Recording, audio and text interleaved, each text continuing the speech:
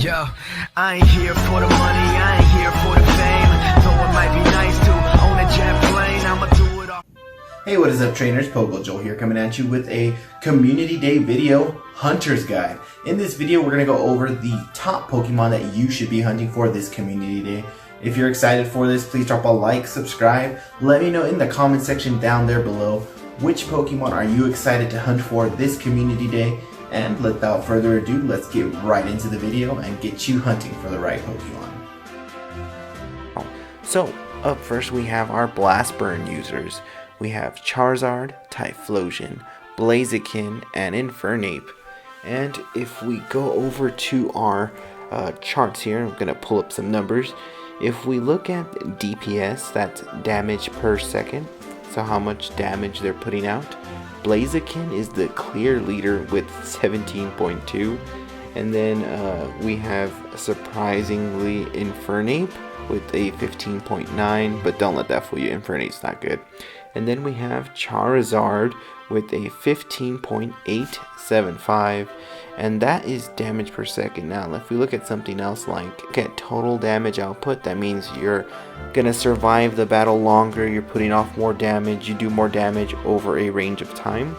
Charizard is the clear winner with Fire Spin and Blast Burn with a 416 on total damage output TDO, and then Typhlosion, then Blaziken, and then Infernape's way down there. So the ones you definitely want to focus on are going to be Blaziken, which is the best Blast Burn user, and then Charizard, also the coolest shiny in my opinion.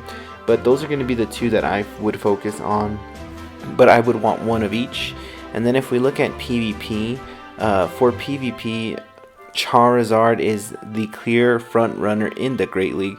Typhlosion is a cool one to have as well. It's the fastest to Blast Burn because it has Shadow Claw, but Shadow Claw doesn't give it stab. Then Blaziken is a awesome PvP Pokemon in the Great League as well, with Blast Burn and Blaze Kick. And then Infernape's hanging out pretty low down there. If we take a quick look at the Ultra League, Typhlosion moves up, Blaziken moves up, Charizard moves down, and Infernape is still down there. The overall league rankings on PvPoke, I'll leave a link in the description. But don't get hung up on those rankings either, because with different cups that limit like typing or Pokemon, each one is going to have a way that it can shine or potentially shine.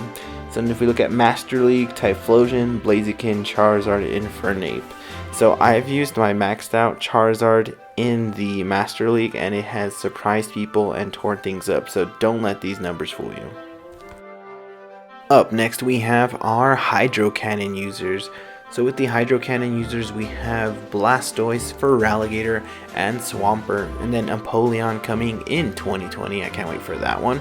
But with the water users that we currently have, where do they all rank? Well, Swampert is the clear leader when it comes to damage per second, so DPS at 15.61. Then Feraligatr with a 15.25, a Feraligatr again with 14.79, and then we don't even see Blastoise on the first page of water users when it comes to DPS. But if we just filter that out and go for our Hydro Cannon users, we do see Blastoise right at the bottom still, and we do see Swampert is the clear best Pokemon right now with Hydro Cannon. And now if we take a quick peek at PvP, we do see Swampert is an awesome PvP Great League Pokemon, Blastoise is an awesome tanky Great League Pokemon, and Feraligatr just is not that great. It's a little too frail when it comes to Great League PvP, which is sad too, because it has access to that Hydro Cannon. It's just the moves hold it back. And then we go over to the Ultra League, Swampert, Blastoise, Feraligatr again, and it's the Masters League, Swampert, Feraligatr, Blastoise again. So Swampert, the clear front runner when it comes to Hydro Cannon. Next we have our Frenzy Plant users with Venusaur, Meganium, Sceptile, and Torterra. And when it comes to these guys, when it comes to grass DPS, Sceptile is the clear front runner with 15.43, and that's giving it the Grass Fast move Bullet Seed, but if you give it Fury Cutter, it's even faster. Fury Cutter generates a lot of energy faster. Then we have Venusaur and Torterra rounding out that bottom there. And if we just were to look at just Frenzy Plant users, we do see Sceptile winning here, and that's without Fury Cutter. That would make it go a little higher than that. Venusaur, Torterra, Venusaur with Razor Leaf, Meganium, and Meganium. Poor Meganium looking like the low end here. And if we look at TDO, Torterra moves way up because it is the bulkiest of the Frenzy Plant users. And then Venusaur, also a bulky Frenzy Plant user. And if we were to look at PvP very quickly, we do see the Great League. Meganium is on top of the overall. That's interesting. Venusaur, Sceptile, and Torterra. I think each of them have their place in the cup. And then if we look at the Ultra League, Venusaur moving up, Meganium, Sceptile, Torterra. And if we look at Master Leagues real quick, Torterra, Venusaur, Meganium, Sceptile. So some interesting stats to notice there. Now, I would try to get one of each one for every league. I think they're all going to be good options when it comes to like raids. So up next we have some of our Dragon Community Day Pokemon. We have Salamence, who learns Outrage, Dragonite, who will learn Draco Meteor, and Flygon, who picks up Earth Power. And then surprise surprise, I do include Ampharos here. I know it's an electric type, but its Mega Evolution is an electric dragon type, so Mega Ampharos.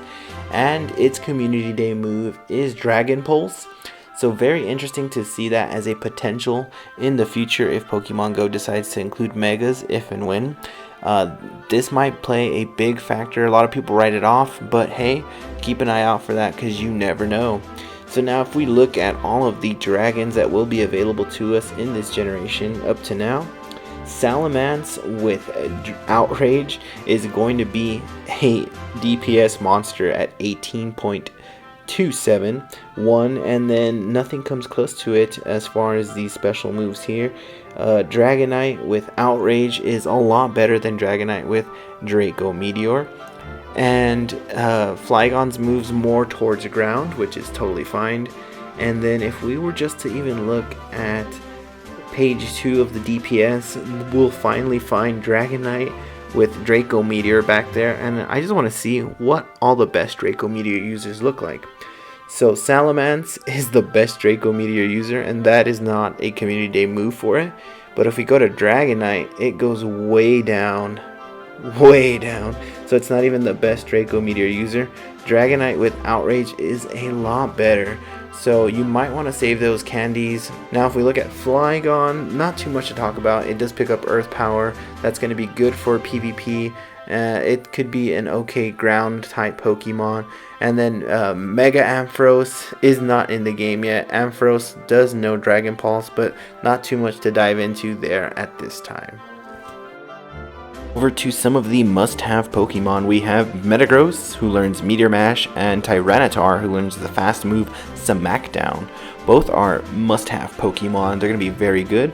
If we look at the Steel-type attackers here, Metagross with Meteor Mash is right on top with that DPS, far outpacing the others. And then if we look at total damage output, so the damage it does over time, it's also the leader there with its Bullet Punch and Meteor Mash. So clearly the best steel type in the game currently, even higher than Dialga. Now if we go over to Smackdown Tyranitar, it's going to come in third on DPS, so that damage it's doing per second.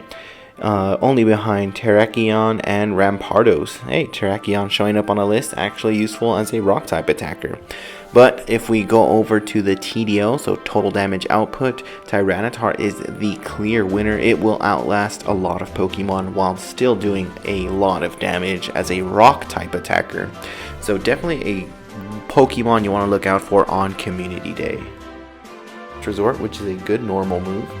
Now, if you evolve during Community Days, an evolution, any of the EVs that you evolve into, the next evolution will learn Last Resort. It is a normal 2-bar charge move, so they'll do neutral damage to a lot of things, especially in battles. Now, here is the name trick up on the screen. Leak Duck graph maker of this one. I'll leave a link in the description. But for Leafeon, we have Linnea.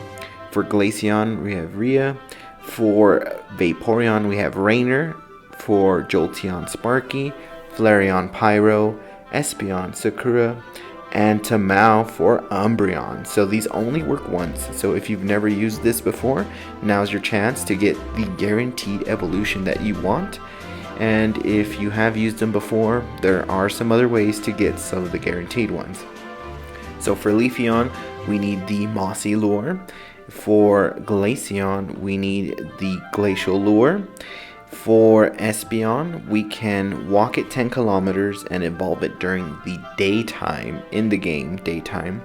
And for Umbreon, you can walk it for 10 kilometers and evolve it during the nighttime. And you want to make sure it's day or night in the game for those last two. Leafeon is a very interesting grass type attacker. It does learn Leaf Blade, so I think Leaf Blade and Last Resort are going to be a very good PvP Pokemon there. Glaceon has some really good fast ice moves that it could already use as charge moves, so it might be a good option there in the future. And I believe all of these Pokemon can be very good in PvP with those secondary moves. This is going to mostly be for collectors and anyone who is into PvP. So Umbreon is by far the king of the evolutions when it comes to PvP. If you PvP or are thinking about it, maybe you're not into it now, invest in an Umbreon, a good one, because that is a beast. Up next we have Gallade and Gardevoir, who learned the Community Day move Synchronize, which is a 2-bar charge move, a psychic charge move. Now when this move first came out, it was pretty awesome. Synchronize propelled Gallade and Gardevoir to the top 5 of the psychic type attackers. But then Mewtwo with Psystrike came out and people were furious that Psystrike Mewtwo was the best version when people had invested a lot in their Mewtwo's from the past. So then Niantic made Psychic a 2-bar charge move, making all of the Pokemon who learned Psychic so much more better. So that actually hurt Gardevoir and Gallade. So they have actually dropped very far down as far as DPS, so damage per second. They have fallen all the way back to page 3. And you can even see that Gardevoir with Confusion and Psychic is better than Gardevoir with Synchronize. Now, I do believe they need to buff this move or fix it somehow, because Psychic is totally destroying this move. It's not even worth having Synchronize, maybe in some situations. So if we look at PvP, Gardevoir we're only going to look at the Great League. I don't think they're viable in any other leagues, and we're looking at Pokemon specifically with Synchronize. So Gardevoir with Synchronize, I actually think that is beneficial for you. Gallade with Synchronize could be beneficial, but you have Confusion already doing that psychic damage. So I think Leaf Blade and Close Combat are more appropriate there. And then Golduck can also learn Synchronize, and it's not even recommended for Golduck. So definitely something to consider for community days. I would just get the candy and evolve them after community day or even before community day for the PvP aspect of it. And finally, we are left with 3 more Pokemon that I haven't touched yet. Mamoswine with Ancient Power. Mamoswine with Ancient Power is going to be more towards PvP, just because you'll have that 3-bar charge move to help spam get those off, plus a chance to boost. But if you really want a Mamoswine, I would suggest investing after Community Day once you have all those candies built up, because it is the best Ice type attacker currently in the game. And then 2 very useless Pokemon currently are going to be Slacking with Yawn. Not too much there to work with currently. I mean, it helps charge up the move faster, I guess. That Community Day move is Body Slam, but not very useful currently as a normal type attacker. And then Pikachu with Surf. That has a lot of potential.